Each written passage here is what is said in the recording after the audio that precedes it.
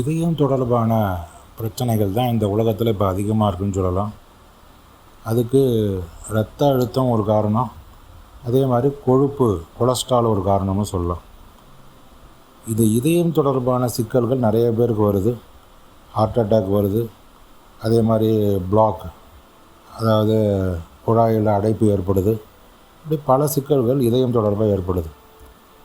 அப்போ இதை எப்படி நம்ம சரியாக புரிஞ்சுக்கிறது, ஜாதகத்தை வச்சு எப்படி புரிஞ்சுக்கிறது அப்படின்னு பார்க்கணும். ஏன்னா ஜாதகம் தான் அதையும் தீர்மானிக்குதுன்னு சொல்லலாம். உலகத்தில் எல்லாத்தையுமே தீர்மானிக்கிறது வெற்றி, தோல்வி, வாழ்க்கை, பிறப்பு, இறப்பு, செல்வம் எல்லாமே தீர்மானிக்கிறது ஜாதகம் தான். இந்த உலகத்தையே தீர்மானிக்கிறது ஜாதகம் தான். இப்போ நம்ம ஜாதகத்தில் முக்கியமான ஒரு விஷயம் என்னென்னு பார்த்திங்கன்னா, இதயம் தீர்மானிக்கக்கூடிய பகுதி. அது காலபுருஷ தத்துவப்படி கடகராசி, அதுதான் அந்த இதயம் தொடர்பான விஷயங்களை தீர்மானிக்குது. ஜாதகத்தில் 4ஆம் வீடு மார்பு பகுதியை குறிக்கும்னு சொல்லலாம். அதே மாதிரி இந்த இடத்துல பாவ கிரகங்கள் இருந்தால், அதாவது சனி, ராகு, கேது போன்ற கிரகங்கள் இருந்தால் பாதிப்புகள் ஏற்படலாம். அப்போ கடகராசி பாதிக்கப்பட்டாலோ அல்லது ஜாதகத்தில் லக்னத்துக்கு 4ஆம் வீடு பாதிக்கப்பட்டாலோ, அதாவது பாவ கிரகங்கள் அமர்ந்தாலோ, இந்த சனி, ராகு, கேது போன்ற கிரகங்கள் அமர்ந்தாலோ இந்த சிக்கல்கள் ஏற்படலாம். அதே மாதிரி இந்த சூரியன் தான் பார்த்திங்கன்னா இதயம் மற்றும் இரத்த ஓட்டத்திற்கு காரகராக அமைகிறார் அப்படின்னு சொல்லலாம். சூரியன் பலவீனமாக இருந்தாலோ அல்லது நீச்சம் பெற்றிருந்தாலோ இதய பலவீனம் ஏற்பட வாய்ப்புண்டு.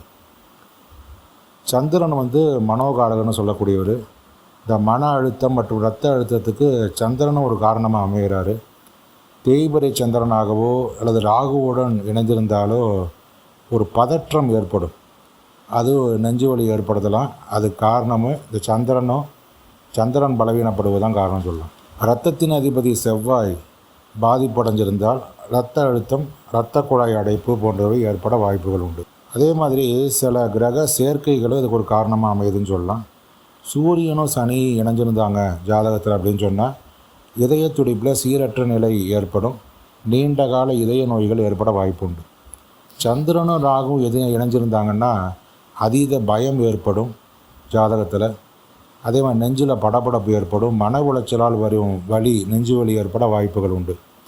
செவ்வாயும் சனியும் ஜாதகத்தில் இணைஞ்சிருந்தாங்கன்னா இரத்த ஓட்ட தடை ஏற்பட வாய்ப்பு உண்டுது. அதே மாதிரி அறுவை சிகிச்சை சூழலையும் ஏற்படுத்த வாய்ப்பு உண்டு அப்படின்னு சொல்லலாம். அப்போ இதை தவிர பார்த்திங்கன்னா இன்னொரு விஷயத்தை நம்ம கவனிக்கணும். என்னென்னு பார்த்திங்கன்னா, அந்த இரத்த அழுத்தம் மற்றும் கொழுப்பு அதையும் நம்ம சரியானபடி புரிஞ்சுக்கணும். இந்த இரத்த அழுத்தம்னு சொல்லக்கூடியதுக்கு சந்திரன் ஒரு காரகராக அமைகிறாரு. அதே மாதிரி செவ்வாயும், ஏன்னா சந்திரன் மனோகாரகர், செவ்வாய் இரத்தக்காரகர், இருவருமே முக்கிய காரணகர்த்தாக்களாக இருக்காங்க. உயர் இரத்த அழுத்தம், ஹை பிபி இருக்கும் சில பேருக்கு. செவ்வாய் கிரகம் சூரியனோட இணைஞ்சோ அல்லது லக்னத்தில் பலமாக இருந்தாலோ இரத்த ஓட்டம் வேகமாக இருக்குன்னு சொல்லலாம். கோபமும் ஆவேசமும் அதிகமாகும், இரத்த அழுத்தம் அதிகரிக்க வாய்ப்பு உண்டு. அதே மாதிரி லோ பிபி சொல்லுவாங்க. அப்படின்னு சொன்னால் சந்திரன் பலவீனமாக இருக்காருன்னு அர்த்தம் ஜாதகத்தில். அல்லது சனியுடன் இணைஞ்சு அமர்ந்திருந்தாலோ அல்லது சந்திரன் நீச்சம் பெற்றிருந்தாலோ இரத்த அழுத்தம் சீராக இல்லாமல் இருக்கும் அப்படின்னு சொல்லலாம். மனச்சோர்வு ஏற்படும், லோ பிபி ஏற்படும் அப்படின்னு சொல்லலாம். ராகு சந்திரன் சேர்க்கை இருந்தாலும் தேவையற்ற பயம், படபடப்பு எல்லாமே ஏற்படும். அதுவும் இரத்த அழுத்தம் ஏற்பட காரணமாக அமையுதுன்னு சொல்லலாம். அதே மாதிரி கொழுப்பு, இந்த கொழுப்பு அதிகப்படியான சத்து அப்படின்னு சொல்லலாம். அது தவறான செரிமானமும் ஒரு காரணமாக அமையுது. இதுக்கு இந்த செரிமானம்னு சொன்னாலே அது குரு தான் காரகர். அது மாதிரி சுக்கிரனையும் ஒரு காரகராக சொல்லலாம். உடலில் உள்ள கொழுப்பு சத்துக்கு குருவே காரகர்னு சொல்லலாம். குரு பகவான் பலமாக இருந்து அவர் பாவகிரகங்களின் பார்வை பெற்றால் உடலில் தேவையற்ற கொழுப்பு சேரும். குரு 6, 8, 12 மறைவு வீடுகள் இருப்பதும் அல்லது நீச்சம் பெறுவதும் கல்லீரல் பாதிப்பையும் கொழுப்பு அதிகரிப்பையும் உண்டாக்கும்னு சொல்லலாம். சுக்கிரன் சுகபோக வாழ்வுக்கு உரியவர். அளவுக்கு அதிகமான இனிப்பு, கொழுப்பு நிறைந்த உணவுகளை உண்பதால் வரும் பாதிப்புகளுக்கு சுக்கிரனே காரணம்னு சொல்லலாம். காலபுருஷ தத்துவப்படி 2ஆம் வீடு மற்றும் 5ஆம் வீடு செரிமானம் தொடர்பான இடங்கள்னு சொல்லலாம்.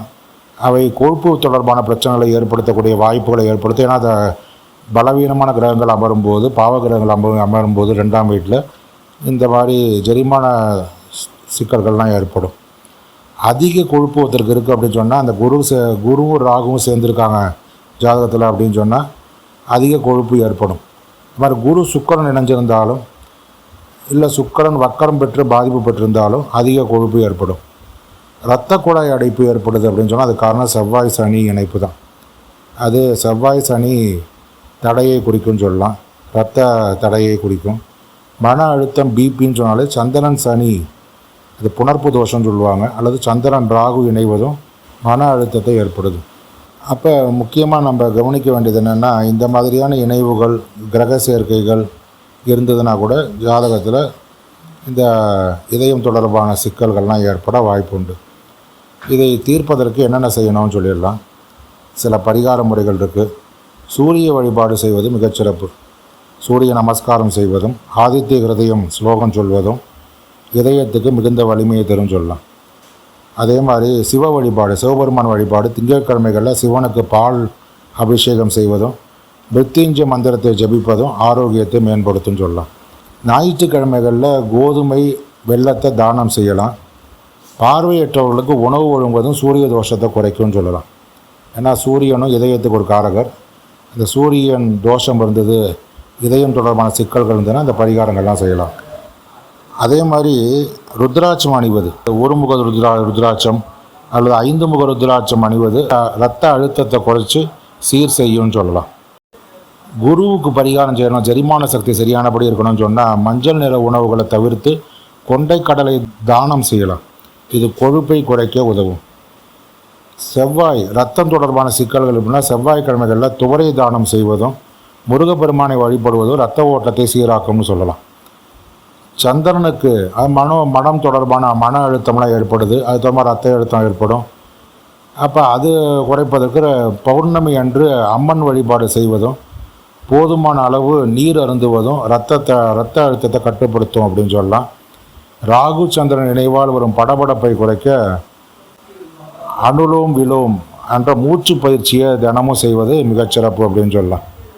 அப்போ இந்த ஜாதகத்தில் இந்த மாதிரியான கிரக அமைவுகள் இருக்கிறதுனால தான் இதயம் தொடர்பான சிக்கல்கள், இரத்த அழுத்தம் போன்றவை ஏற்படுகிறது. இவற்றையெல்லாம் தீர்ப்பதற்கு தான் இந்த முறைகள் சொல்லப்பட்டிருக்கு. இவற்றையெல்லாம் பின்பற்றி நல்வாழ்வு வாழ்ந்திட வாழ்த்துகிறோம். இது போன்ற சிறப்பான பதிவுகளுக்கு அன்னை அபிராமி அஸ்ட்ராலஜி சேனல் சப்ஸ்கிரைப் பண்ணுங்கள். நன்றி, வணக்கம்.